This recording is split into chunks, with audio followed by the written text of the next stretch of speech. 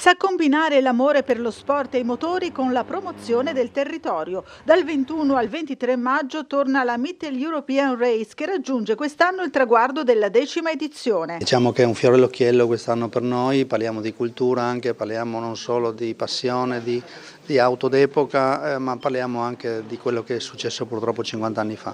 Perciò saremo in Carnia, visiteremo ovviamente Gemona, Osoppo, Venzone, tutti quei paesi che sono stati colpiti il 6 maggio 76, sensibilizzeremo questa carovana arrivando fino lassù. La manifestazione si sviluppa tra Friuli Venezia Giulia e Slovenia lungo un itinerario che attraversa il Collio, la pianura e le colline friulane, toccando quest'anno anche le località colpite dal terremoto del 76. Abbiamo voluto sottolinearlo proprio durante il nostro percorso, tutte le zone terremotate, per far vedere ai partecipanti quanto bravi sono stati i friulani alla ricostruzione dopo quel disastroso terremoto del 1976. Passeremo al forte di Osoppo e poi anche durante la cittadina di Venzone, che sarà uno dei punti focali proprio del nostro percorso. Accanto alla parte agonistica, la Mid Race Tour Cup porterà una selezione di moderne sportive e supercar.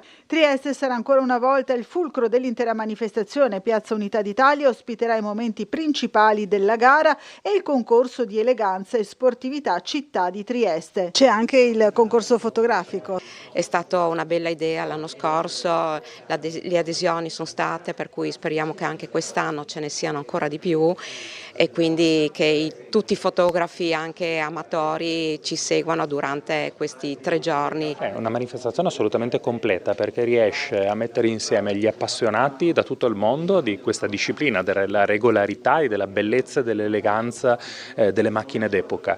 Rimette insieme la promozione del territorio, perché questi appassionati ce li ritroveremo sicuramente nel salotto di Piazza Unità, ma hanno un percorso che tocca date e luoghi significativi per la nostra regione, bellissimi della nostra regione e aziende importanti della nostra regione, e poi al tema della sicurezza stradale che da qualche anno viene abbinato, e quindi ci saranno anche degli stand della polizia locale, di ACI e della polizia stradale che promuoveranno il tema della sicurezza stradale. Parleremo del progetto For Safety FVG, progetto sostenuto dalla regione che finanzia le ACI del Friuli Venezia Giulia, e con l'ACI di Trieste ci saremo in piazza e nei 3-4 giorni con la polizia locale e con la Polstrada cercheremo di fare sensibilizzazione alla popolazione, agli studenti, ai ragazzi, per ovviamente cercare di arginare quelli che sono gli incidenti purtroppo quotidiani nella nostra città.